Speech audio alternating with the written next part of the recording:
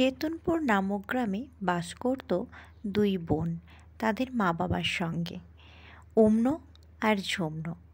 অম্ন ছিল অপরূপা সুন্দরী আর সেরকমই পড়াশোনায় ভালো। গায়ের রং টকটকে ফর্সা, গরিব চাষির মেয়ে কেউ বলবে না। তাকে যে দেখত সেই পছন্দ করত। আর অম্ন সাজগোজ করতে খুব ভালোবাসত, তাই সে সব সময় সেজে গুজে থাকত। আর একদিকে তার বোন ঝুমন, গায়ের রং শ্যামলা হলেও একদম অপরূপা সুন্দরী, যেন কোনো রাজকুমারী।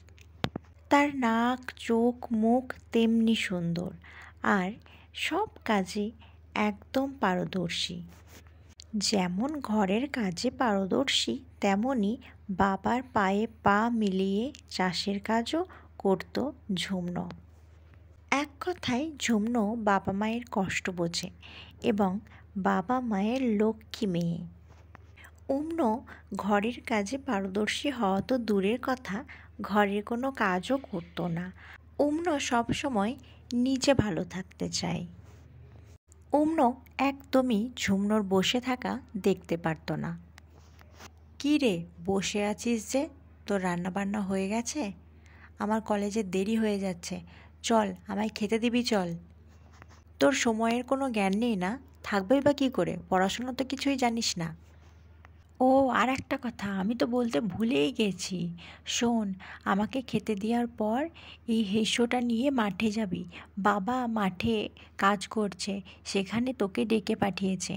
আর বলেছে যে বাবা আর বেশি কাজ করতে পারছে না, বাকি যেটুকু কাজ রয়েছে তুইই করবি।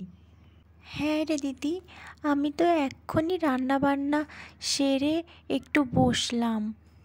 হ্যাঁ চল, তোকে খেতে দিয়ে দিচ্ছি, তারপর মাঠে গিয়ে বাবার সঙ্গে কাজে হাত মেলাবো।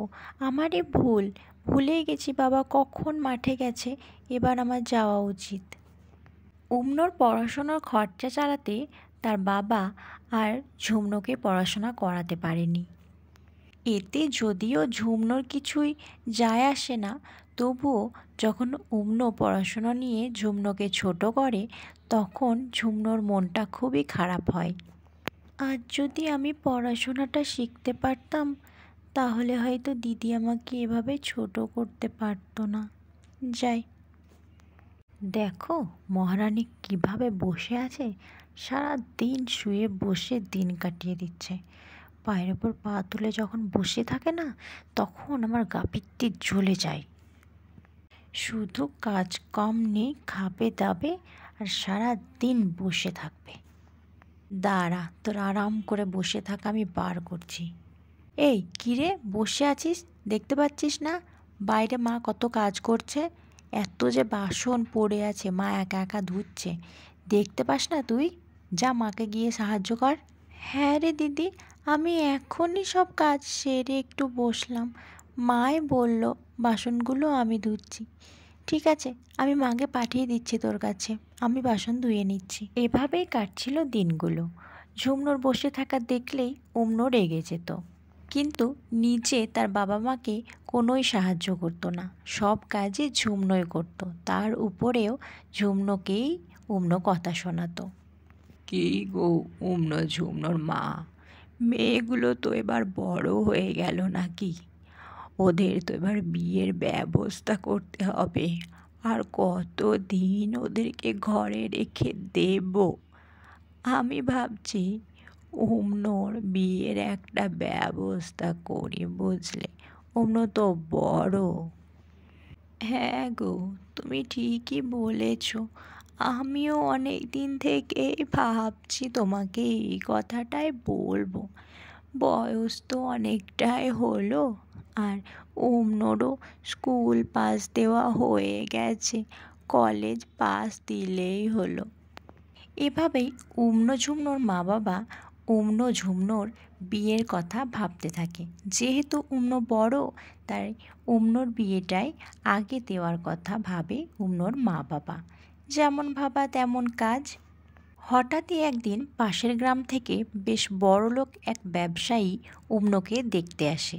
কারণ আশেপাশে 10টা গ্রামের লোকই অম্নর রূপে, অম্নর ফর্সা রঙের কাছে মুগ্ধ ছিল। তাই দেরি না করে ঝটপট এক ব্যবসায়ী অম্নকে দেখতে আসে। সব কিছু পছন্দ হয়ে যায় এবং খুব তাড়াতাড়ি অম্নর ওই বড় ব্যবসায়ীর সঙ্গে বিয়ে হয়ে যায়। এইদিকে কিছুদিন পেরিয়ে যায় আর ঝুমনোর দিনগুলো সেই একই রকমই কাটতে থাকে। শুধু তাকে কথা শোনানোর মতো কেউ ছিল না, কিন্তু ঝুমনো অম্নকে খুব মনে করতে থাকে। ঝুমনো সবসময় তার দিদির কথা ভাবতে থাকে। তার দিদি সবসময় তাকে শাসন করত, তাকে খেতে দেওয়ার জন্য বলতো, রান্না করার জন্য বলতো। এইগুলো ঝুমনো খুবই মনে করতে থাকে আর দিদির জন্য তার মন খারাপ হয়। কারণ ঝুমনো তখন বাড়িতে একদমই একা হয়ে গেছিল। আর অম্ন বড়লোক ব্যবসায়ীর সঙ্গে বিয়ে হওয়ায় সে এই গরিব বাবার বাড়িতে একবারই আসতো না। অম্ন তো এমনই চেয়েছিল, অনেক টাকা পয়সা ধনী দেখে তার যেন বিয়ে হয়। কিন্তু ঝুমনো তার দিদিকে খুব ভালোবাসতো আর ঝুমনোর সব সময় দিদির কথা মনে পড়তে থাকে। এভাবেই কাটে কিছু বছর। কে গো ঝুমনোর মা, বলছি অম্ন তো আমাদের বিয়ে করে বেশ ভালোই আছে, তা ঝুমনোরও তো বেশ বয়স হলো বিয়ে দেওয়ার। ঝুমনো আমার হাতে হাতে কাজ করে, কিন্তু মেয়েকে তো আর আমার সাহায্যের জন্য ঘরে বেঁধে রাখতে পারি না, বলো। হ্যাঁ গো, ঝুমনো আমাদের লক্ষ্মী মেয়ে, কিন্তু ঝুমনোরও তো বিয়ের বয়স হয়েছে। দেখো, ঝুমনো পড়াশোনা না করাতে পারলে তা কি হলো, ঝুমনো আমার যে বাড়িতে যাবে লক্ষ্মী উতলে পড়বে। বিয়ের কথা ভাবতেই পাশের গ্রাম থেকে এক চাষির ছেলে ঝুমনোকে দেখতে আসে আর ঝুমনোকে তার খুব ভালো লাগে। ঝুমনোরও বিমলকে ভালো লাগে, কারণ ঝুমনো দেখে বিমল খুবই সৎ। তারপর একটা দিন দেখে বিমল আর ঝুমনোর বিয়ে হয়ে যায়। ঝুমনো, তুমি এখানে ভালো আছো তো? তোমার কষ্ট হচ্ছে বলো? আমি তো খুবই গরিব, ভালো করে তোমাকে দুমুঠো খেতেও দিতে পারছি না। সত্যি, ছোটোবেলাতেই বাবা মাকে ভগবান কেড়ে নিলেন, তারপরে নিজের পেট নিজেই চালাচ্ছি। অভাবের জন্য ভালো করে পড়াশোনাটাও করতে পারলাম না। এখন দেখো, তোমাকে বিয়ে করে নিয়ে এসেও ভালো মতো খাওয়াতেও পারছি না। কি কপাল! কি যে বলো, তুমি এরকম কেন ভাবছো? আমি তো তোমাকে পছন্দ করেই বিয়ে করেছি। ছোট থেকেই আমিও অভাবের জন্য পড়াশোনা করতে পারিনি জানো।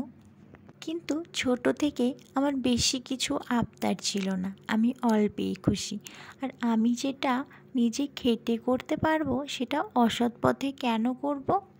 আমি তোমাকে দেখেছি, তুমি খুব ভালো মানুষ। এরকমই কথা হওয়ার পর বিমল তার কাজে বেরিয়ে যায় আর ঝুমনো রোজ দিনের মতো রান্না বসায়। ঘরে যেটুকু চাল সবজি মাছ ছিল সেটুকু দিয়েই সে রান্না করে সেদিনের। ঝুমনো, আজকে আমি সারাদিন কিচ্ছু কাজ পাইনি, আমি কোনো টাকা ইনকাম করতে পারিনি আজকে, জানো। আমি সংসারের জন্য কোনো আনাজপাতি কিনে আনতে পারিনি। কি বলছো তুমি? ঘরে যে এক মুঠো চালও নেই, আর আজকে তুমি কিচ্ছু আনতে পারলে না? কালকের খাওয়াটা কি দিয়ে হবে বলো? আমি না হয় না খেয়ে থেকে যেতে পারবো, কিন্তু তোমাকে তো দুমুঠো ভাতও আমি দিতে পারবো না। বাবার বাড়িতে আমি তাও বাবার হাতে হাতে চাষের কাজে সাহায্য করতাম। এখানে তুমি চাষের কাজও করো না যে আমি তোমাকে একটু সাহায্য করতে পারি। শোনো, আমি বলি কি, তুমি কাঠ কাটার কাজ ছেড়ে দাও, আর যে বাবার যে জমিটা পড়ে আছে মাঠে, ওই জমিটায় চাষ করা শুরু করো। তাহলে আমিও তোমার হাতে হাতে কিছু সাহায্য করতে পারবো, আর যখন ফসল ফলবে তুমি তখন বাজারে বিক্রি করতে পারবে। তাদের অভাবের সংসার এভাবেই চলছিল। হঠাৎই বিমল একদিন অসুস্থ হয়ে যায় আর ঝুমনো ভাবে সেই গ্রামেই তার দিদির বাড়ি, তাহলে তার দিদির বাড়িতে গেলে হয়তো তার দিদি তাকে কিছু সাহায্য করতে পারবে। দিদি, দিদি, বাড়িতে আছিস? দিদি, একবার বাইরে আসবি? দিদি, আমি এসেছি, ঝুমনো। আয় না, একবার বাইরে আয় না। কেউ আছো বাড়িতে? দিদি, একবার বাইরে আয়। কে রে? কে? কে এই ভর দুপুরবেলাতে গলা ফেরে ফেরে দিদি বলে ডাকছিস? কে? ও, তুই ঝুমনো, তুই এসেছিস? হ্যাঁ রে দিদি, আমি এসেছি। অনেক অসুবিধায় পড়ে তোকে বিরক্ত করতে আসলাম। সে তো বুঝতেই পারছি। তা কী অসুবিধায় পড়েছো শুনি? কী অসুবিধায় পড়েছো যে ভর দুপুরবেলায় আমার বাড়িতে চলে আসতে হলো তোমাকে? তা বিয়ে তো করেছো সেই গরিব এক কাঠকাটার চাষির ছেলেকে। তা কী অসুবিধা হলো তোমাদের? তুমিও তো সেই কাজ করতে জানো। নিশ্চয় ওই গরিব চাষির ছেলে তোকে খেতে দিতে পারছে না আর তোকে বাড়ি থেকে বার করে দিয়েছে, তাই আমার কাছে এসছিস? শোন, আমার বাড়িতে কিন্তু আমি তোকে থাকতে দিতে পারবো না। না রে দিদি, আমি তার জন্য আসিনি তোর কাছে। আমাকে ও বার করে কেন দেবে বল? আমি তোর কাছে অন্য একটা সমস্যা নিয়ে এসেছি রে। দিদি, বিমলের কিছুদিন থেকে কোনো রোজগারপাতি হয়নি, আর বিমল খুব অসুস্থ হয়ে গেছে। ঘরে এক মুঠো চালও নেই যে আমি ওকে রান্না করে একটু ভাত করে দেব। তার জন্য আমি তোর কাছে এসেছি। আমাকে একটু চাল দে না দিদি, আমাকে একটু চাল ডাল দে না।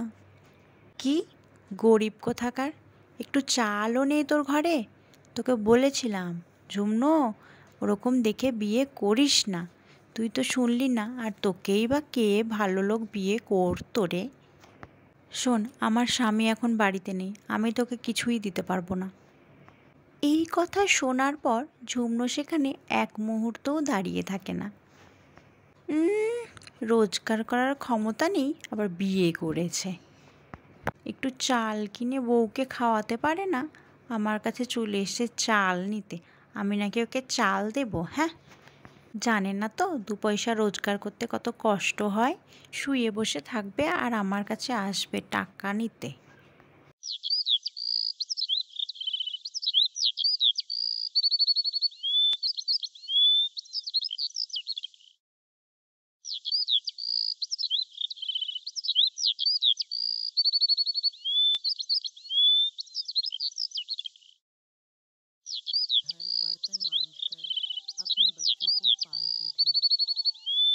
একদিন ধনী ব্যবসায়ী রমেশ আর অন্য যখন বাইরে তাদের ড্রয়িং রুমে বসেছিল, তখন হঠাৎই এক ঠাকুরমশাই তাদের বাড়ির দরজায় এসে ভিক্ষা চায়।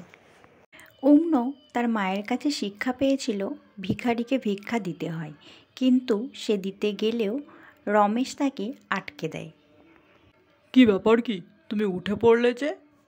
দেখছো না, একজন ভিক্ষা নিতে এসেছে। আমার মা শিখিয়েছে বাড়ির দুয়ারে যদি কেউ ভিক্ষা নিতে আসে, ভিখারিকে ফিরাতে নেই, ভিক্ষা দিতে হয়। কি বলছো কি তুমি? টাকা কি এমনি আসে নাকি? হ্যাঁ, টাকা অনেক কষ্ট করে রোজগার করতে হয়, বুঝেছো? তুমি আগে ছিলে চাষির মেয়ে, গরিব, এখন তুমি বড়লোক হয়ে গেছো।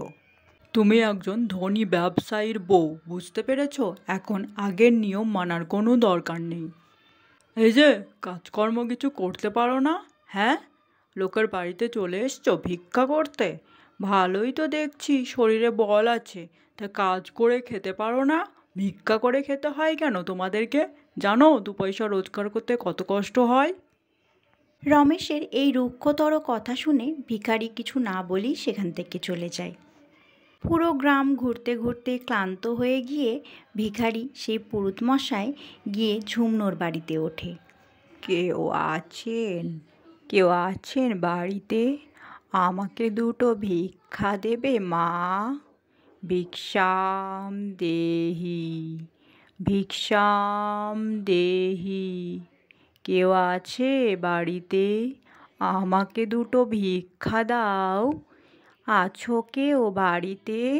2টো এই ভিক্ষুককে ভিক্ষা দেবে গো? মা, আমি 2 দিন থেকে ক্ষুধার্ত, কিচ্ছু খাইনি, আমাকে দুটো ভিক্ষা দেবে মা?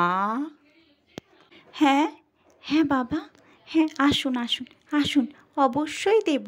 আপনি ক্ষুধার্ত, আপনাকে কেন খেতে দেব না? আমার ঘরে যা আছে আমি আপনাকে তাই দিয়েই খেতে দেব। আপনি ভিতরে আসুন বাবা, ভিতরে আসুন।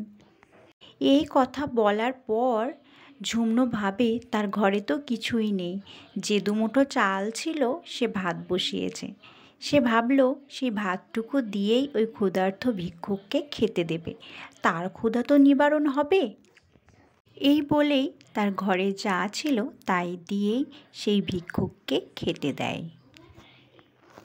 সেই ব্রাহ্মণ ভিক্ষুক খাওয়ার পর ঝুমনুর চোখের আড়ালেই সেখান থেকে চলে যায়। ঝুমনু দেখে সেই ব্রাহ্মণের বসার জায়গার উপরে একটা বাক্স পড়ে আছে, আর সেই বাক্স ভরা সোনা দানা রূপো সব কিছু দামি দামি জিনিস তার মধ্যে আছে। ঝুমনু মনে মনে ভাবে, ওটা কি? বাক্স ভর্তি সোনা দানা, এত ধনরত্ন, তাহলে কি ওই ভিক্ষুক বাবাই এগুলো ফেলে গেল আমার বাড়িতে, নাকি ভগবান এসেছিলেন আমার বাড়িতে ভিক্ষুকের রূপ ধরে? এইসব ভাবতে ভাবতেই সে বলে, আমার দুর্দশা দেখে ভগবান স্বয়ং আমার বাড়িতে এসেছিলেন, আমাকে এত কিছু দিয়ে গেছেন ভরে আমার বাড়িতে শুধু শুকনো দুমুঠো ভাত খেয়ে। হে ভগবান, আমি তোমাকে ভালো কিছু খাওয়াতেও পারলাম না। তারপর যখন তার স্বামী আসে তাকে সব কিছু ঝুমনু বলে, আর সেই টাকা পয়সা দিয়ে তারা একটা ভালো বাড়ি বানায়, কারণ তাদের কাছে ভালো একটা বাড়িও ছিল না মাথা গোঁজার মতো। আর এদিকে অম্নু আর রমেশের বাড়িতে হঠাৎই দাউ দাউ করে আগুন জ্বলে ওঠে।